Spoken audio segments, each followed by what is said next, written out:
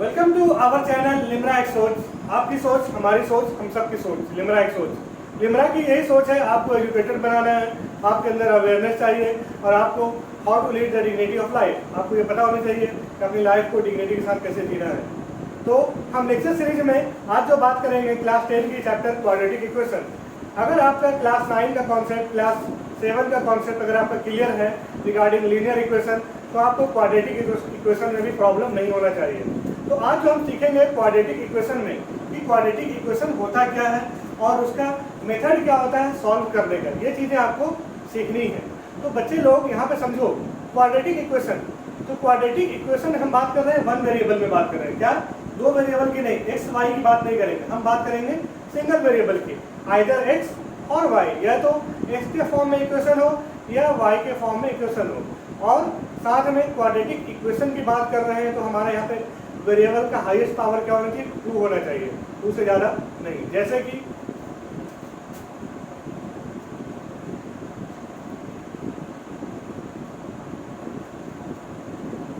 तो quadratic equation होता क्या है, an equation of the form ax square plus bx plus c equal to 0। जैसे कि फॉर एग्जांपल मैं लिखूं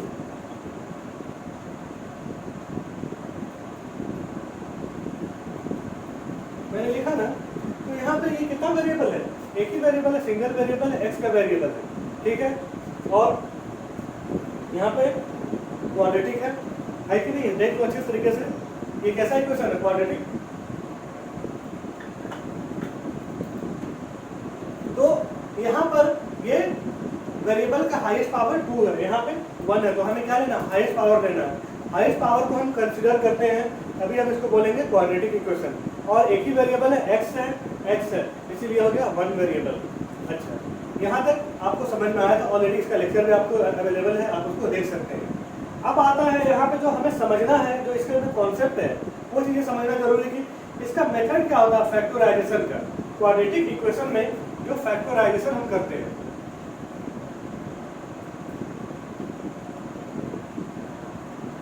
जैसे कि इसमें अलग अलग मेथड होता है। एक तो होता था आपका, याद करो, जैसे for example x square plus 3x plus 4 है, तो इसमें हमने क्या किया था, याद है, इसमें फैक्टराइजेशन का प्रोडक्ट ऑफ एक्सट्रीम करते थे, यानी ये क्या हो जाता था 4x स्क्वायर, ठीक, इसको हम क्यों 4 का फैक्टराइजेशन करते थे, क्या हो जाएगा यहाँ पे देख लो।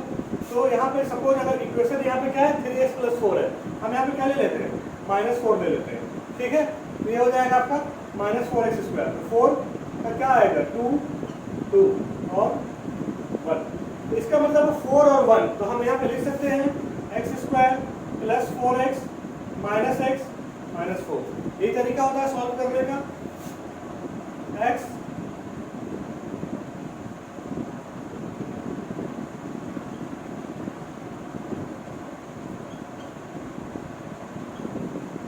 ये था आपका सॉल्व करने का फैक्टराइजेशन, ये होता फर्स्ट मेथड, ये था मेथड नंबर 1, जब हमें रूट फाइंड आउट करना है, x का वैल्यू निकालना है। दूसरा जो मेथड होता है वो होता है method of completing the square. क्या है वो आपका मेथड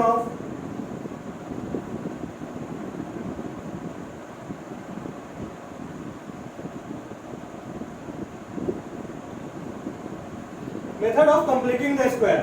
सपोज अगर कोई क्वाड्रेटिक इक्वेशन है वो कंप्लीट नहीं है, वो इनकम्प्लीट है, जैसे कि फॉर एग्जांपल हम लिख दें यहाँ पे एक्स स्क्वायर प्लस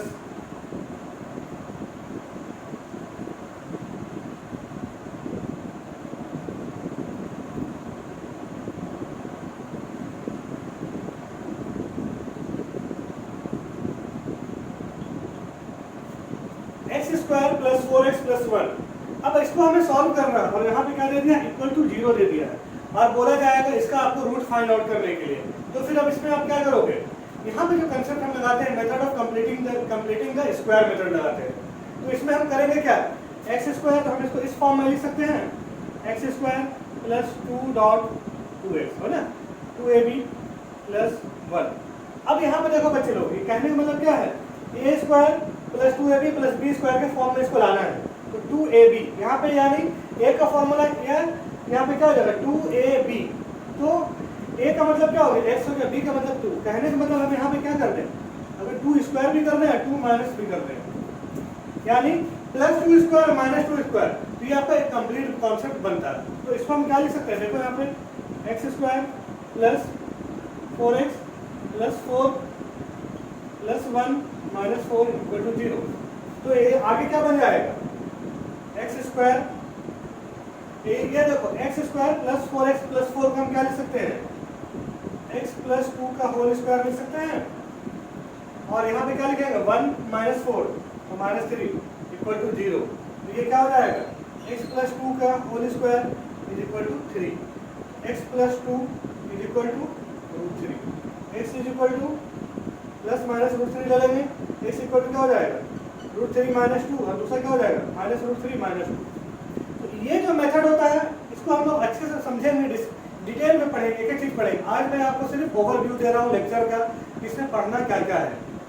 पहला मेथड था फैक्टराइजेशन, दूसरा क्या था method of completing the square. बात समझ में आ रही है?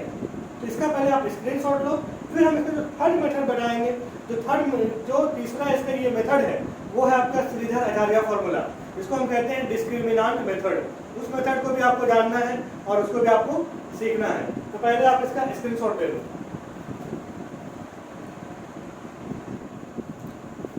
अब यहाँ पे देखिए इसका जो थर्ड मेथड है वो क्या है आपका,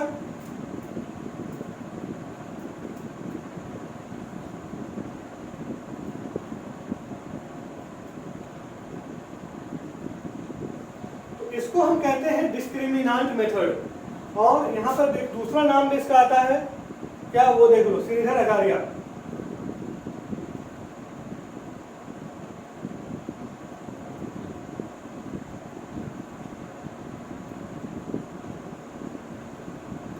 श्रीधर आचार्य फॉर्मूला, ये मेथड से भी आपको सॉल्व करना है, ठीक है।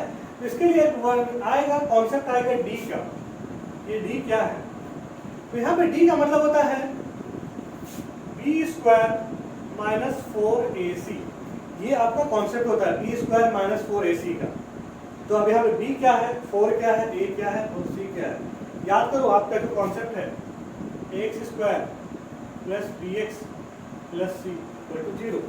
तो x का कोएफिशिएंट क्या है, a है। x यानी एक्स स्क्वायर का कोएफिशिएंट क्या है, a है। यहाँ पे x का कोएफिशिएंट क्या है, b है। और c क्या है, एक कांस्टेंट टर्म है, यही है ना। तो इसी चीज ये जो b है, ये x का जो कोएफिशिएंट b है वही चीज यहाँ पे b स्क्वायर है और 4ac है। बात समझ में आया कि नहीं है? तो ये जो मेथड है इसको हम कहते हैं डिस्क्रिमिनांट मेथड। इसका वैल्यू निकालने का तरीका क्या होता है, हम लिखते हैं formula x is equal to minus B plus minus root under B square minus 4ac by 2a।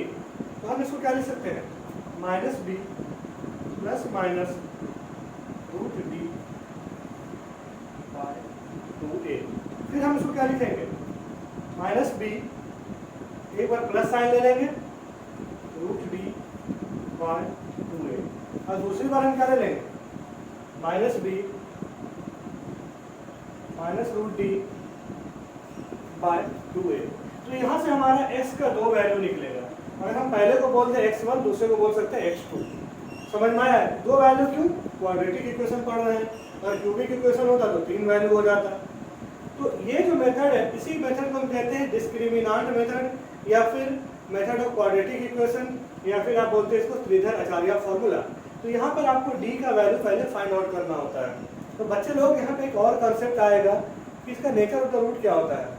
हम किस केस में इक्वेशन का वैल्यू निकाल सकते हैं, यानी एक्स का वैल्यू निकालेंगे, रूट का वैल्यू निकालेंगे, जब हमारा जो डी का वैल्यू है वो क्या हो जाए, ग्रेटर देन और इक्वल टू 0 हो जाए। तब इस केस में हम रूट फाइंड आउट करते हैं। अगर डी का वैल्यू नेगेटिव हो जाए, यानी डी लेस देन 0, तब हम इस केस में रूट को फाइंड आउट नहीं करते हैं।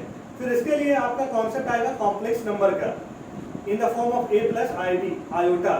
पर वो कंसेप्ट अभी आपके क्लास में नहीं है, वो नेक्स्ट क्लास में है, that is in 11th standard, कि आपको वहाँ पे कॉम्प्लेक्स नंबर पढ़ना है, number in the form of a plus ib, imaginary number का कॉन्सेप्ट आएगा। तो यहाँ पे क्या होता है, जब आपको रूट नेगेटिव आ जाता है, इसीलिए आप इसमें फिर रूट फाइंड आउट हम नहीं करते हैं आपके क्लास तक, अब तक यानी इस क्लास तक आप फाइंड आउट नहीं करते हैं। हाँ, नेक्स्ट क्लास में आप रूट इसका फाइंड आउट करेंगे, नो इशू, बहुत आसान चीज़ होता है, वहाँ पे आई का कॉन्सेप्ट आता है और कुछ नहीं है। अभी आपको क्या करना है, आप ये मेथड करना है कि जब d का वैल्यू पॉजिटिव आ जाए, 1 2 3 4 आ जाए, या फिर d का वैल्यू 0 आ जाए, तो आप यहाँ पे क्या कर सकते हो, d का वैल्यू पुट कर सकते हो और वैल्यू निकाल सकते हो। लेकिन अगर d का वैल्यू नेगेटिव आए तो रूट ऑफ नेगेटिव एग्जिस्ट नहीं करता है। बात समझ में आया कि नहीं आया? जैसे फॉर एग्जाम्पल अगर हम ले यहाँ पे एक क्वेश्चन ले लेते हैं, सपोज x² + 3x + 2 = 0, ये आपका इक्वेशन है।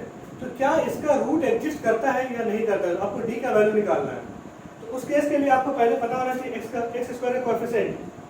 अगर आप इसको कंपेयर करो इससे ax² + bx + c = 0, तो इसका कोएफिशिएंट क्या है, x² का a है ना, इसको इस दोनों कंपेयर कर दो। तो a का वैल्यू क्या हो जाएगा 1, b का वैल्यू क्या हो जाएगा 3, c का वैल्यू हो जाएगा 2। फॉर्मूला लगा देंगे d = b² - 4ac। तो b का वैल्यू आपका क्या है 3 का स्क्वायर - 4, a का वैल्यू क्या है 1, c का वैल्यू 2। तो ये क्या हो जाएगा 9 - 8 = 1। तो d का वैल्यू 1 आया, इसका मतलब इसका हम रूट फाइंड आउट कर सकते हैं। अगर d का वैल्यू नेगेटिव में आता तो इसका रूट हम फाइंड आउट नहीं कर सकते थे, हम वहीं पर रुक जाते हैं। बात समझ में आया? तो ये था आपका ओवरव्यू क्वाड्रेटिक इक्वेशन का। नेक्स्ट टाइम हम डिटेल में पढ़ेंगे इसके बारे में, एक एक चीज़ के बारे में। I hope it's clear to you. तो हमारे चैनल को सब्सक्राइब करें, लाइक करें और कमेंट करें। Thank you, see you.